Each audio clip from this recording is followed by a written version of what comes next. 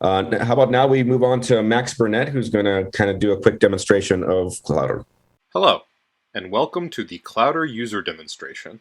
This is meant to be a high-level overview of how to use Clowder from the perspective of a researcher or somebody who's coming to a new Clowder instance for the first time. We do have some sessions later in the All Paws that are going to deal with things like extractors and developing services that'll utilize Clowder. This is meant to be kind of a high-level overview of a lot of different aspects of the site.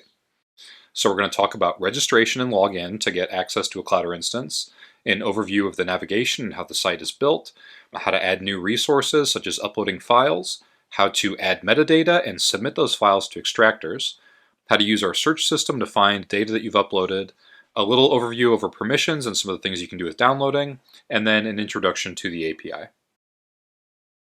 When you first come to a Clowder instance, you'll see a summary page like this one that has some basic statistics about the amount of resources in the app, and our sign up and login links are in the upper right hand corner. So you can go ahead and sign in if you haven't been there before, and you'll be prompted to provide some information. Generally, I think for most Clowder instances, there is an approval process where the admins will receive an email, they'll approve you, and then you'll get an email telling you that you can go ahead and log in. If you've previously registered for the website, then the login link is also in the upper right-hand side, and that's also where you will find the logout link. When you first log in, you'll be taken to your user dashboard, which is currently empty because I'm a new user, but generally this will keep all of the information you've uploaded to Clowder and summarize your different files and datasets and your other creations. Across the top toolbar on the page are most of your options. That includes the link to this dashboard we're looking at. It also has links to create new information in Clowder, which we'll see in just a moment. We can explore different collections, datasets, spaces that other users have uploaded, in addition to looking at listings of tags and doing searching and that type of thing. We can use the multi-select feature to do bulk operations on many datasets at once. There's a trash and help.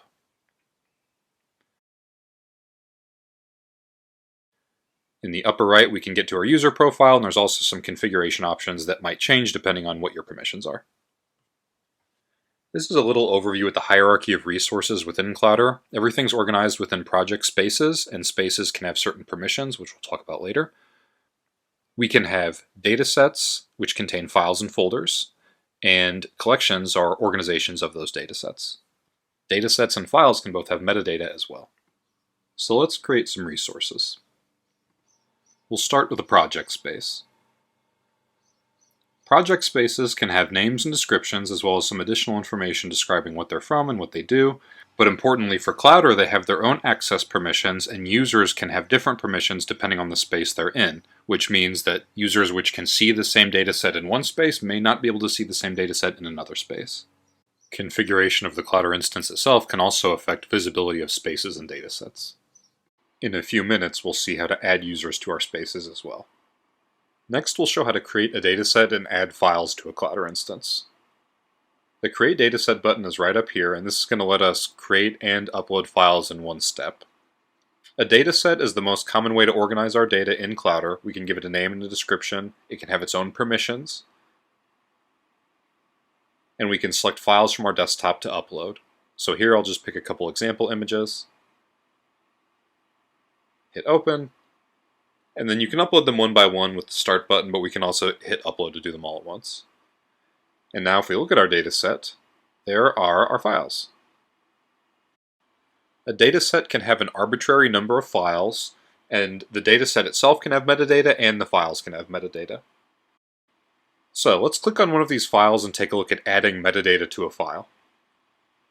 Here's a large version of one of our images, and we can scroll down to see that there's a preview already attached to it. We'll see a little bit more about that in a minute. That was actually generated by an extractor that we have automatically.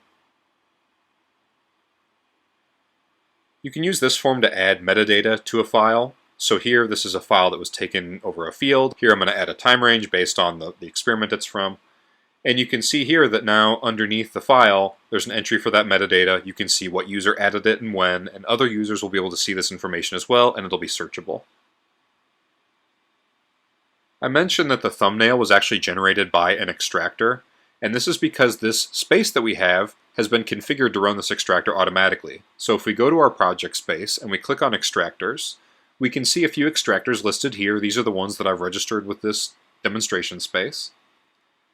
And the image preview extractor, which creates a thumbnail and image preview for image files, has already been enabled. That's why when I uploaded those images, we automatically saw a thumbnail appear in Clowder. This other extractor, the image metadata extractor, which extracts metadata from image files, was not enabled in the space, so it did not run. So let's see how we can run that manually to get metadata from our image. But first I'll show you here how to add additional users to our space so that they can upload data as well. If you're the owner of a space, there's a button on the right-hand side here that says Manage Users. And if we go here, we have an option to add users to our space as administrators, editors, or viewers. There's an autocomplete form that'll list other users in your instance who don't have a role in your space already, and they'll get notified that you've added them to their space so that they can start contributing their data. Okay, so for the image metadata, we can go to one of our images in the data set here, and if we scroll down, again, that's the thumbnail that was generated from the preview extractor. There's this Submit for Extraction button there in the toolbar. And if we click this button, we'll see an entry for the different extractors that you can use with images in this instance. And we see the metadata extractors listed here, so we can hit the Submit button. This will send our image off to that extractor. And now, when we go back to view our image, we can scroll down, and there it is.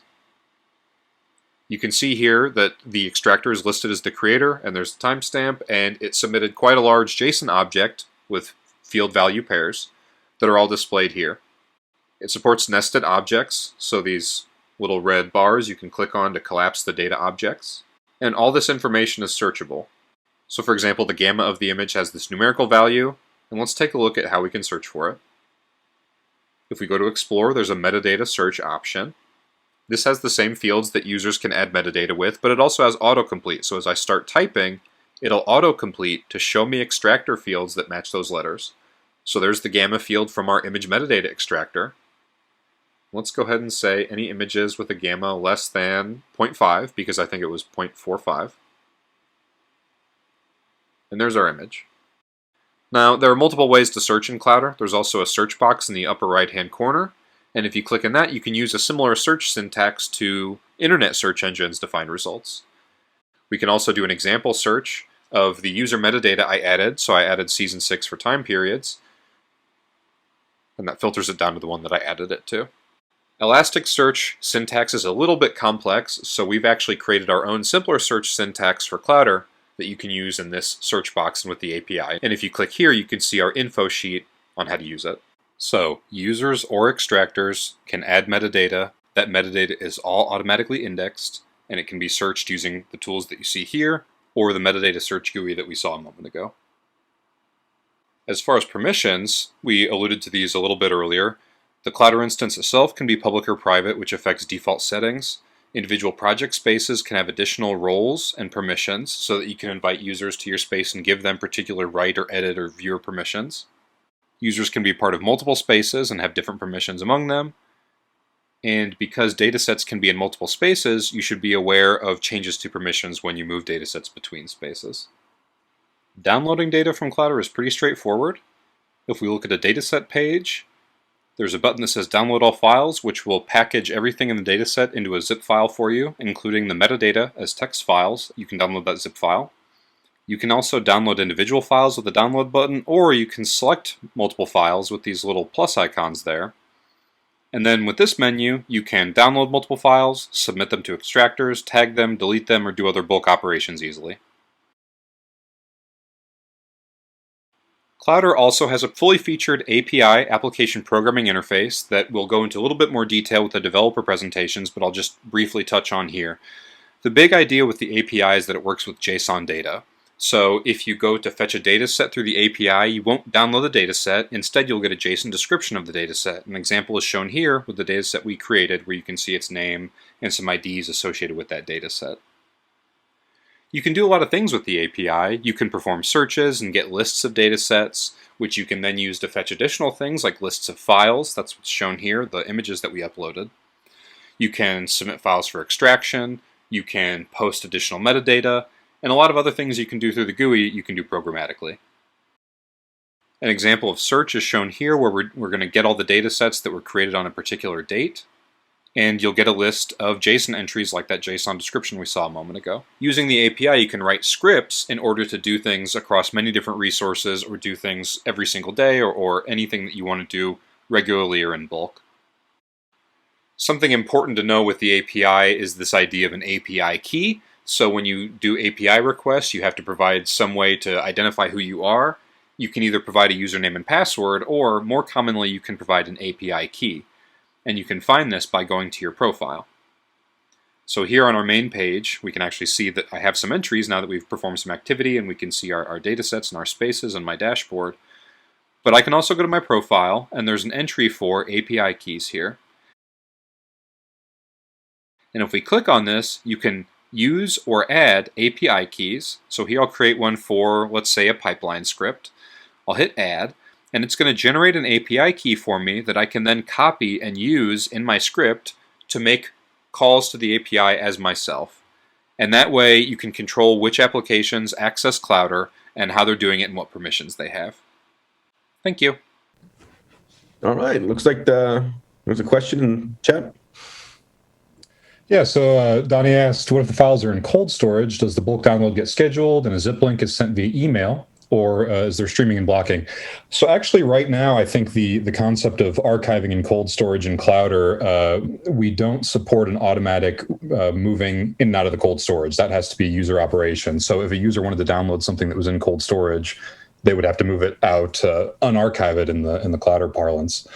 The reason for that is largely project driven. I think the project that originally helped us introduce some of those features was concerned about, cost and not letting users sort of move things in and out of their long-term storage rapidly. And so this idea was that the user has an explicit action to move those things in and out. That said, if I think there was a use case for it, it is an interesting idea to have that scheduled and move that out automatically. We have the components to unarchive something on a user request. So that would probably be something that would be feasible if a project was interested in that.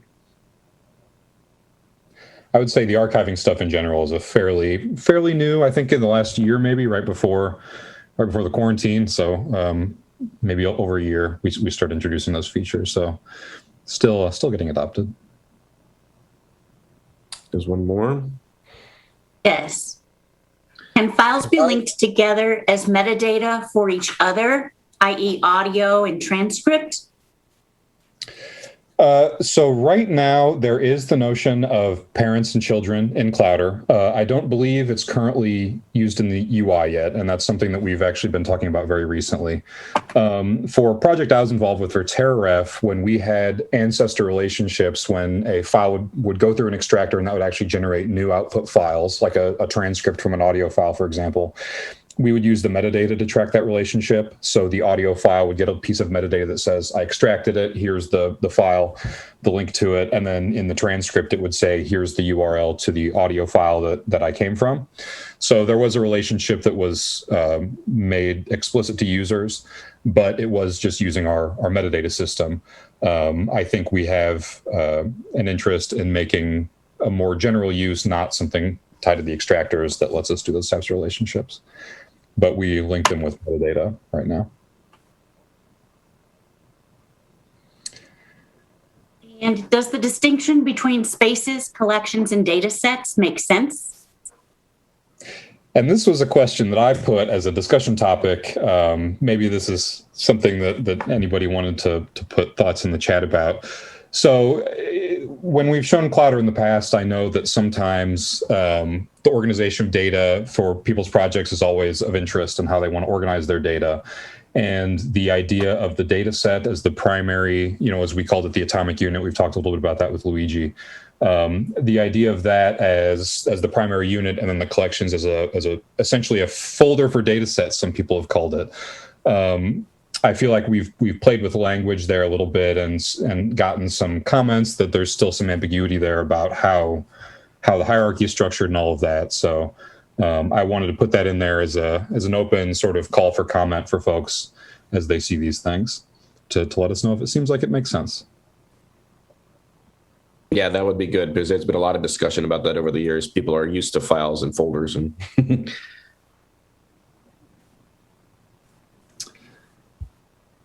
And so I won't, there's some good comments from Luigi and Rob as well on the Clowder team in the chat. I won't read out all their comments for you, but a few other comments about linking files together. Are there any projects considering Clowder that would like to talk through their data organization?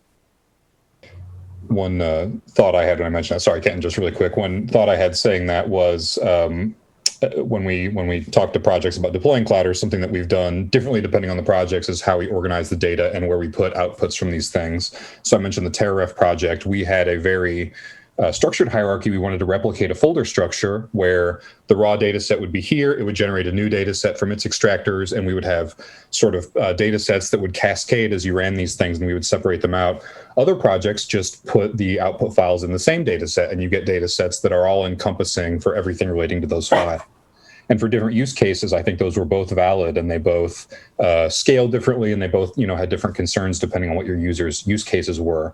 So it's not really there's not necessarily a pattern of if you use Clowder, do it this way. There's a lot of options for how to use it and how to structure the system depending on the volume you expect for these aspects.